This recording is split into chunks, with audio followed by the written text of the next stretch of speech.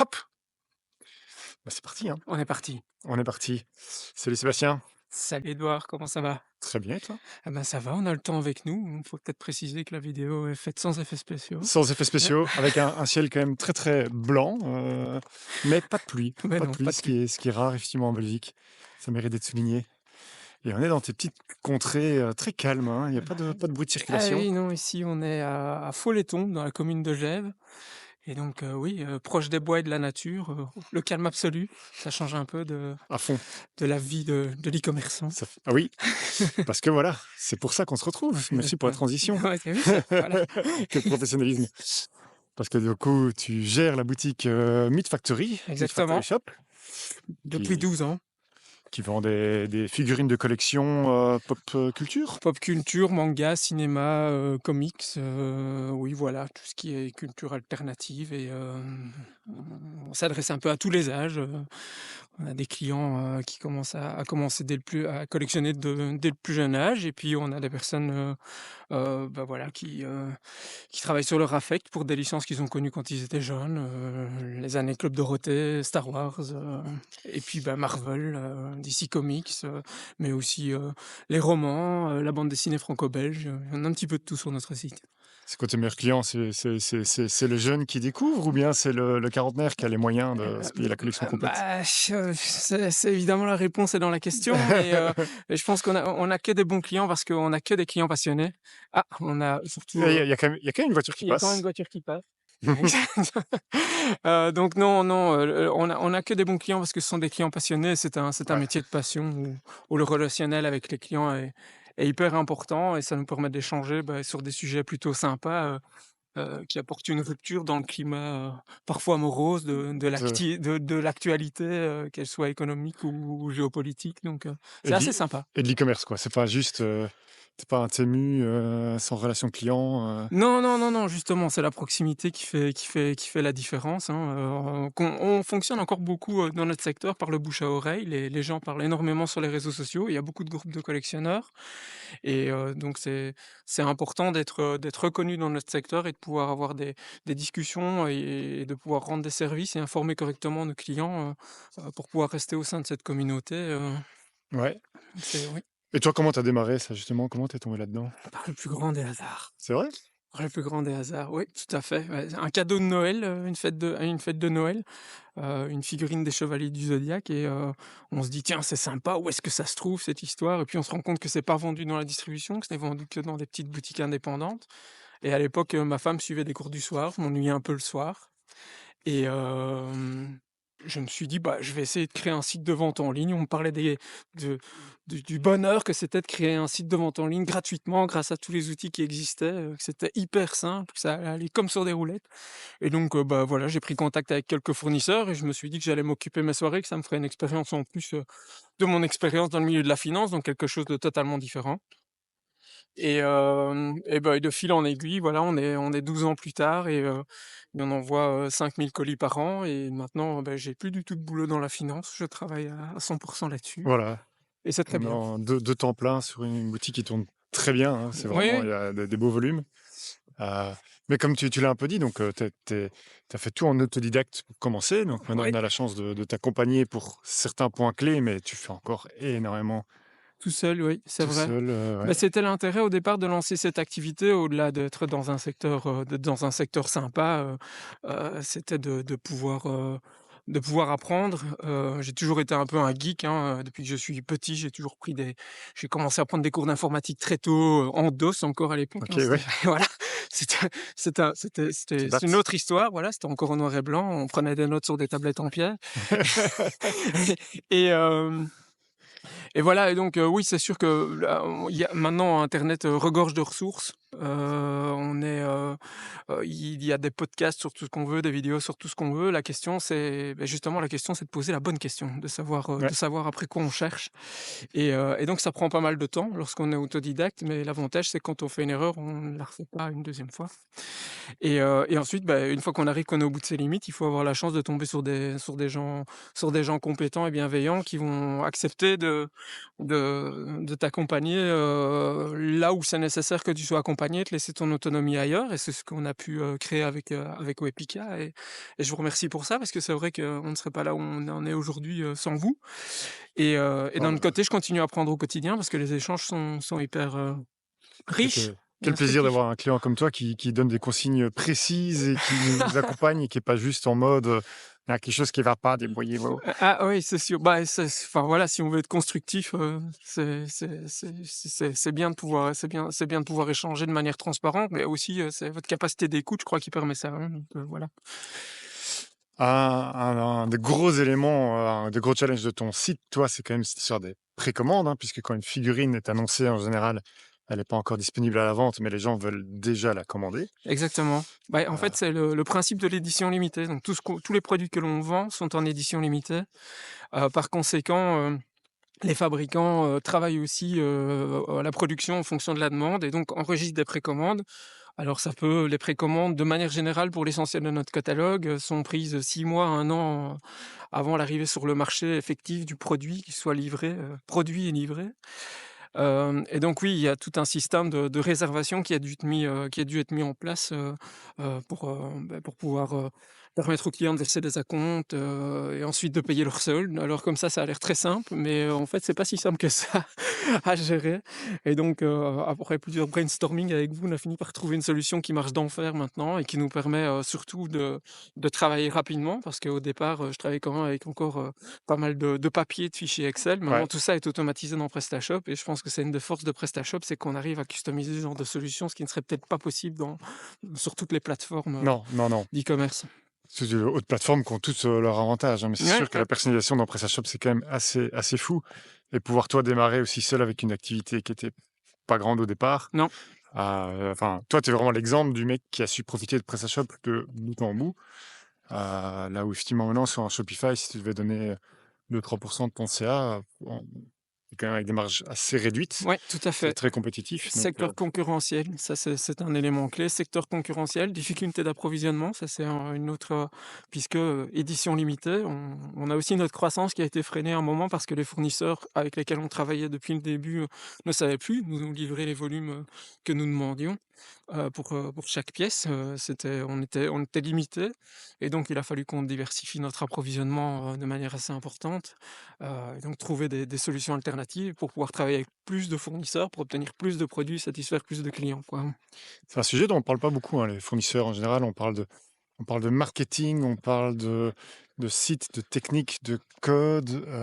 Finalement, l'approvisionnement chez les fournisseurs, c'est quand même un sujet assez crucial. Ouais, tout à fait. Surtout que si tu veux gagner ta vie, il faut savoir acheter pas cher. C'est dans un secteur concurrentiel, à partir du moment où les prix sont capés, les prix de vente sont capés, il faut impérativement travailler sur tes marges.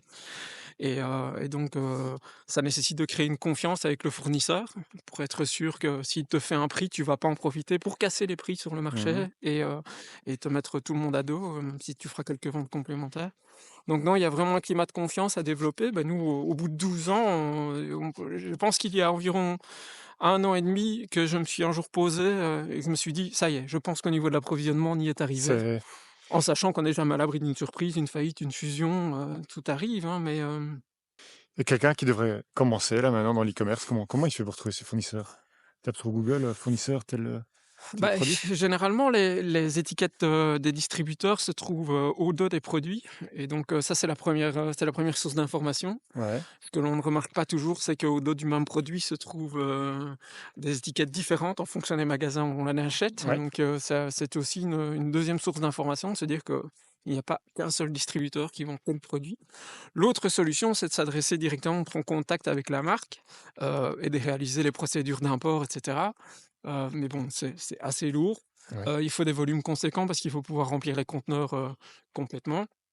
Ça veut dire que l'entreprise supporte aussi le risque de change puisque toutes les transactions s'effectuent en US$ chez nous. Ouais. Les risques géopolitiques, bah, c'est pas neutre non plus. Lorsqu'un bateau coule en Donc mer, ça qui est arrive qu'il est aussi. bloqué dans le canal de Voilà, donc tout ça, ça rajoute évidemment des tâches complémentaires et c'est un choix. Nous, étant donné qu'on a des marges, réduites, même si ça nous permettrait potentiellement de les accroître un peu, ça nous permettrait pas d'engager un temps plein complémentaire pour pouvoir gérer cette thématique et donc on préfère se concentrer sur notre business, la relation satisfaction client, fournir des emballages de qualité pour que les produits arrivent parfaitement aux clients et l'approvisionnement, bon, on laisse ça à des gens qui ont une expérience et quelque part qui travaillent aussi un peu pour nous. Alors certes, ils prennent leur commission, Bien mais sûr, ouais.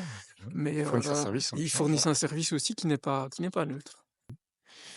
Et donc là, toi, tu parlais du SAV, tes communautés, du fait de faire un boulot parfait là-dedans, puisque ton plus gros canal d'acquisition, ça reste le bouche-oreille. Exactement. Maintenant, tu as commencé un petit peu la pub, mais c'est encore timide par On a rapport à beaucoup commencé la pub en d'e-commerçants. novembre 2024, alors qu'on a lancé l'entreprise en 2012. Et donc là, l'objectif, c'était vraiment de pouvoir encore améliorer notre image de marque et notre notoriété, puisque c'est vrai que le client, instinctivement, quand il voit une pub de qualité, je ne parle pas des fausses pubs sur Facebook, Ouais. mais des pubs enfin, des pubs qui ressemblent vraiment à des publicités, quoi, par l'intermédiaire de Google ou de tout autre organisme qui est spécialisé dans le domaine. Bah, voilà, en termes d'image, ça laisse quand même au client une autre perception du magasin, de l'enseigne.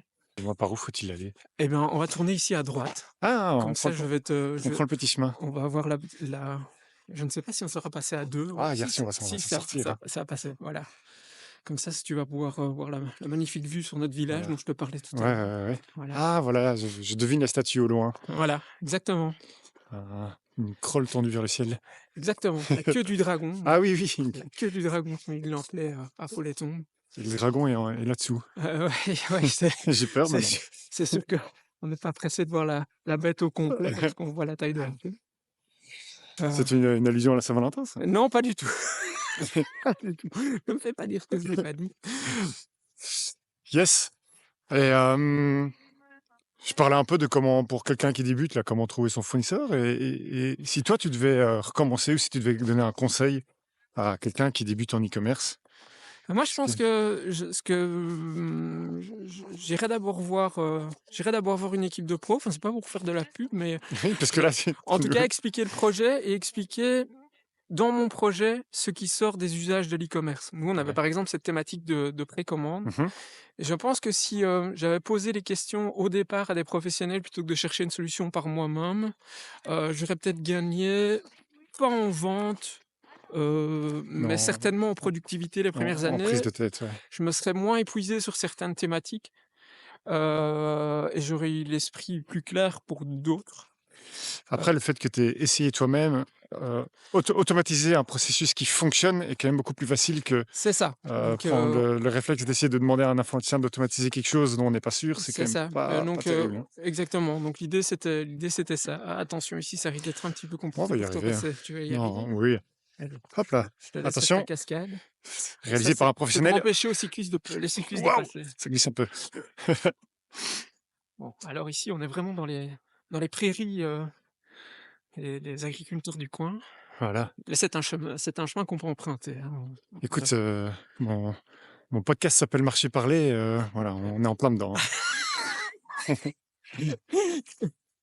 Expression que j'ai volée à Navo, le co-auteur de la série Bref avec Kian Kojandi, dont la saison 2 sort là, et premier épisode de la saison 2 vient de sortir, et moi je suis comme un fou, quoi. Je Ah sais bon? ce que je fais ce OK. soir. Eh bah, écoute, je t'avoue que j'ai jamais trop porté attention. On va peut-être passer Ah, sur la droite là, parce que sinon ça risque d'être compliqué.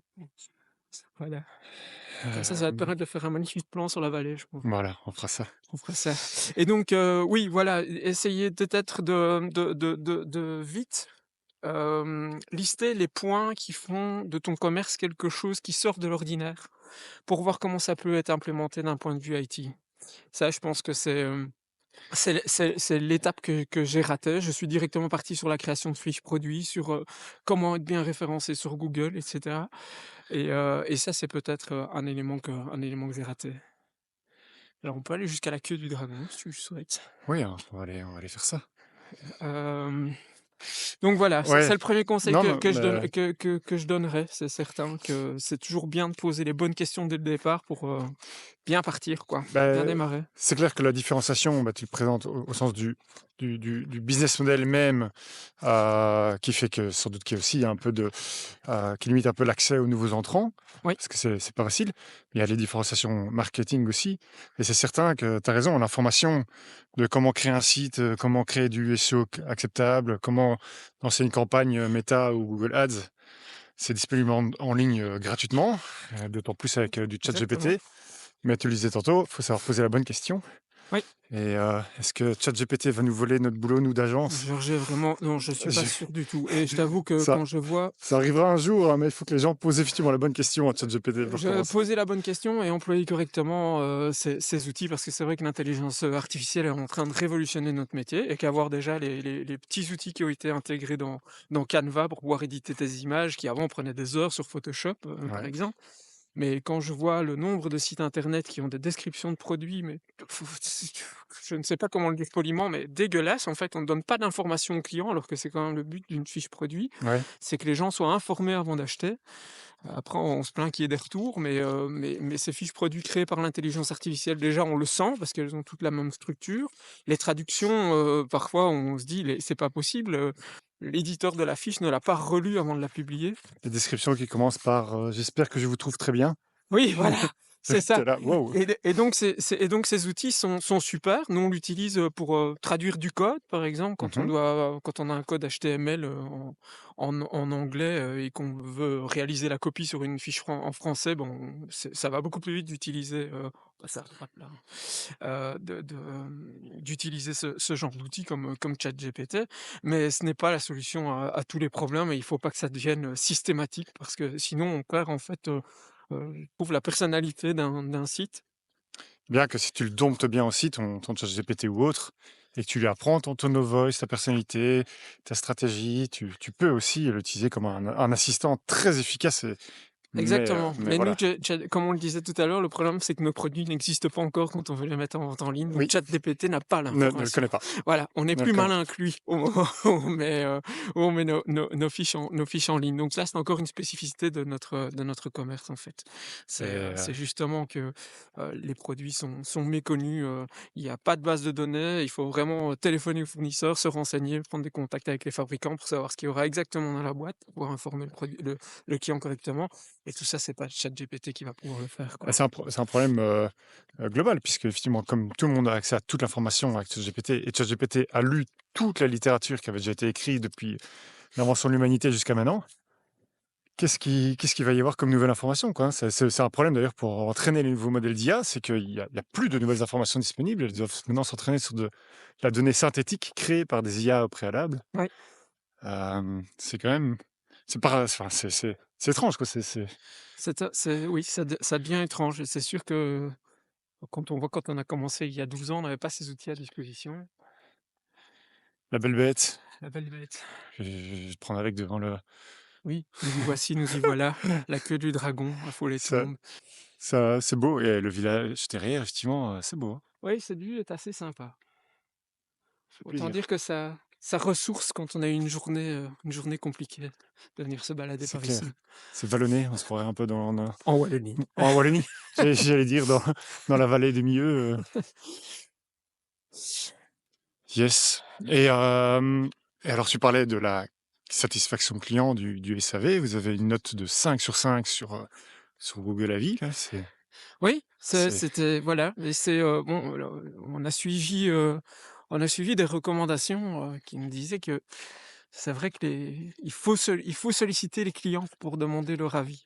Parce que c'est vrai qu'ils sont très enclins à le faire sur les réseaux sociaux, mais obtenir une note, ça nécessite une démarche du client et donc déjà, soit un taux de satisfaction important, soit, un mécontentement important, ça peut arriver aussi et donc là, oui, grâce à Boostrang, l'outil que vous avez développé, ouais, suite à nos demandes et à d'autres demandes, on a pu solliciter de manière un peu plus automatisée les les les avis. avis des clients après leur livraison et ça marche plutôt pas mal. Ça nous donne d'excellents retours et surtout, on leur donne l'opportunité dans cet email de nous contacter s'ils rencontrent un problème parce que c'est vrai que c'est quelque chose auquel on ne pense pas, mais beaucoup de clients, lorsqu'ils sont mécontents, se disent: «Bah, c'est la dernière fois que j'achète là-bas» et puis ça s'arrête là. Et donc je Ouais, pense que c'est aussi important de pouvoir solliciter les mécontents, les heu, écouter, les écouter, bah, déjà les leur permettre de se dé leur permettre de se défouler. les inciter à nous contacter pour nous expliquer le problème parce que non seulement on va solutionner leur problème, on n'est jamais un client insatisfait, en tout cas dans 99 des cas, c'est Ouais, possible Et puis nous, on apprend. On apprend aussi de nos erreurs, et même au bout de 12 ans, des erreurs, on en commet encore. Pas beaucoup, mais voilà, il y a des erreurs. Bien Heu, sûr. c'est comme ça. Et puis, bon, on vend des produits que nous ne fabriquons pas, donc on n'est pas dans la boîte, comme on le dit toujours. Et s'il y a un problème, il faut nous le dire. Ça nous permet de retourner vers le fabricant, et lui aussi apprend. Il apprend sur la manière dont il a emballé son produit. Il aurait peut-être dû faire son packaging différemment pour que ça supporte mieux le transport. Et voilà, c'est le genre de choses que Boostrong nous a permis de faire. Et sur le transport, là, c'est quand même un de tes challenges. Bon, là, on est en pleine grève Bipost. Oui, voilà, pour la X-ième, hein. Enfin, cette année, c'était calme, mais d'un autre côté, on est qu'en février, donc Voilà. ça moins qu'on puisse dire, c'est qu'il commence fort. Mais c'est vrai que le Ouais. transport, c'est devenu un challenge. Mais de manière générale, je pense que ça, c'est aussi l'autre challenge. Tu disais tout à l'heure un conseil pour les e-commerçants qui débutent. Au final, en tant qu'e-commerçant, une partie essentielle de choses stratégiques pour notre entreprise, on n'a pas le contrôle dessus parce que ce sont des sous-traitants. Que ce soit les fournisseurs des solutions de paiement, les nos fournisseurs de marchandises, et et les sociétés de transport. On n'a pas le contrôle, et donc il faut bien les choisir en connaissance de cause. Le prix ne fait pas tout, comme Non. on dit toujours. Le C'est petit nouveau qui arrive avec un prix attractif, mais qui n'a pas de background, c'est pas toujours la bonne idée. Non, exactement. Et donc, bah, là, et surtout, ne pas travailler avec un seul transporteur, parce que ça permet aussi d'avoir un backup le jour où ça se passe mal. Là, on parle des grèves de la Poste, on ne sait pas pour combien de temps c'est parti. Nous, là, au départ, on ne travaillait qu'avec la Poste, et ils ont fait une grève, il y a quelques années, qui a duré presque un mois. On ne pouvait pas travailler, et donc là, on a décidé de faire rentrer des PD à l'époque, qui nous permet d'avoir un backup et toujours une solution à offrir aux clients lorsque les choses se passent mal pour une raison X ou Y. Ça, Et c'est pas un peu contre-intuitif aussi par rapport au fait que tu peux négocier sur les volumes des réductions annuelles? si, tout à fait, c'est contre-intuitif, exactement, mais nous, en fait, on a fait ce choix-là de garder de la flexibilité et une agilité, Ouais. heu, quitte à prendre, 1 ou 2 euros, ça dépend du transporteur, à notre charge sur chaque envoi pour rester compétitif. Parce qu'au final, quand on regarde, beh, les réductions de prix que l'on a en fonction des volumes ne sont quand même pas colossales non plus. Non. Et donc, parfois, il vaut mieux assurer sa flexibilité, que de vouloir faire de la marge à tout prix et se retrouver coincé pendant un mois parce qu'il y a un mouvement de grève, important. Et là, vu le changement de gouvernement, des grèves, on va encore en avoir. Ça. Et donc, bah, voilà, travailler avec une société privée, en parallèle d'une société semi-publique comme Bipost, je Je pense que c'est une bonne idée, et que ça va nous permettre, de passer à travers la tempête en 2025. Après, Yes. les gens, on a aussi ajouté un transporteur express. Ouais. Je dois avouer que, au départ, moi, je me disais pour un secteur comme le nôtre, des Il gens y a qui y a y a attendent, pas d'urgence, six quoi. 6 mois à 1 an leurs produits, quel est l'intérêt d'avoir de transport express? Eh bien si, Si, ouais. il y a une vraie demande. Après, on fait pas, des centaines de colis, au travers de DHL Express, puisque c'est avec eux qu'on travaille, mais ça apporte des solutions pour, un cadeau d'anniversaire oublié, Oui, c'est vrai, bien une sûr. Saint-Valentin. Enfin voilà, donc oui, c'était quelque chose qui manquait, qu'on a implémenté il y a pas très longtemps, en même temps que les envois groupés aussi, pour permettre aux gens d'économiser, ça C'est ça. aussi. Vous Ouais. permettez de mettre la commande la payer, mais de la mettre en pause, de la stocker, chez vous Oui, tout à fait. pour l'envoyer en un paquet groupé. Ce qui est Remplacer ces temps économique et écologique. économique, écologique, et les clients étaient vraiment demandeurs aussi parce que comme, en France, par exemple, ils utilisent de plus en plus les livraisons, en point relais à cause des problèmes de vol dans leur boîte aux lettres. Ouais. Ouais, le fait de pouvoir regrouper les envois, ça leur donne aussi, moins de déplacements, ça leur facilite la vie. Et c'est vrai que nous, on est quand même on n'est pas dans un système d'abonnement, mais d'une certaine manière, il est implicite puisque les gens font une collection.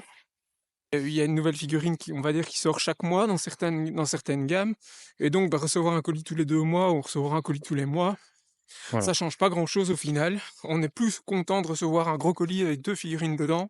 Des retours que l'on en a, en tout cas, c'est l'effet que ça donne. Et les gens, bah, économisent à chaque fois un envoi. Bah, pour un client français, c'est une dizaine d'euros à chaque fois qui est économisé, et nous, au final, en termes de stockage, ça ne change pas grand-chose. Alors ça aussi, à mettre en œuvre, là, on a décrit le process en amont, on a été vous voir, on s'est dit: «Comment on va faire?» Et ça fonctionne très bien.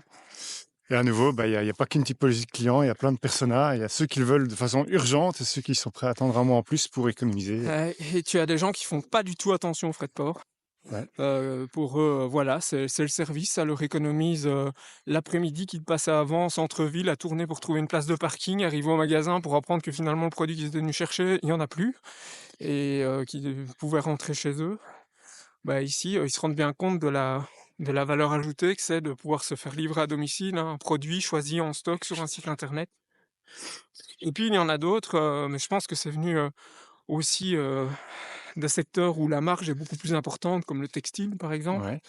où les frais de port sont offerts, systématiquement Ouais. et qui pensent que parce que dans certains secteurs on offre les frais de port, c'est possible dans tous les secteurs, mais comme tu le disais, notre marché est assez compétitif, nos marges étant basses, c'est compliqué de le faire, donc voilà.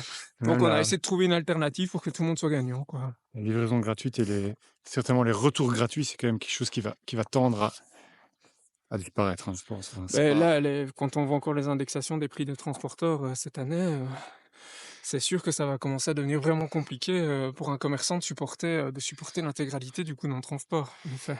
il y a 10 ans, c'était 4,50 €. Maintenant, on est quand même plus à des 9 € de moyenne. Oui, C'est vraiment autre chose. Yes, bonjour. Voilà. bonjour. Donc on disait quoi? Oui, les frais de transport, le gratuit, non, ça c'est une illusion, je pense, elle va s'effacer avec le temps. En effet, ça devient pas vraiment gérable et Ça n'a pas de sens, c'est une partie du service comme un autre. c'est une partie essentielle du service, oui, c'est vrai que c'est ça, comme je dis, pour moi, c'est un gain de temps non négligeable. Le nombre de clients, enfin, nous, on n'a pas de magasin physique, mais le nombre de clients qui disent: «Oui, mais si je viens jusqu'à votre entrepôt en voiture» et qui viendraient de l'autre bout de la Belgique, on en a, hein. Ouais. On leur dit: «Mais ça va vous coûter plus cher en carburant, en usure de véhicule que les 6 € qu'on vous Et demande là, pour vous livrer chez écologiquement, vous». ça c'est quand même absurde, hein, alors qu'un colis qui fait une Ça tournée n'a quand même est... ça n'a pas beaucoup de sens, mais les gens quand même parce que ce n'est pas de l'argent qu'ils sortent. Mmh. Ils ont en fait, je trouve que ils ont la c'est un manque de valorisation de leur temps. Parce que c'est vrai que pouvoir passer son samedi après-midi à faire autre chose qu'aller faire les courses, c'est quand même un plus. Mais il y a des gens qui ont ça comme passion du samedi après-midi, hein, faire les courses. C'est un C'est autre un hobby, problème. c'est un hobby comme Ouais, un autre. mais moi je trouve que c'est un problème que ce soit un hobby, mais Oui, en c'est un effet. jugement de valeur de ma part, mais je l'assume. Génial. Eh bien, les gens qui voudraient te retrouver, où est-ce qu'on les envoie? Sur www.mythfactoryshop.com. Alors Myth Factory Shop, MYTH, factory comme usine, en anglais et shop comme magasin en anglais et vous trouverez, tout ce qui peut, satisfaire, les fans de pop culture pour décorer leur bureau, leur chambre, leur living, on a tout ce qu'il vous faut et si Ou vous ne celle de trouvez leurs pas amis. ou celle de leurs amis et si vous ne trouvez pas, beh, contactez-nous et on trouvera. Voilà, Ouais. Ah bah, un tout grand merci pour ça. Merci pour ton temps. à bientôt. Salut. Merci, bye.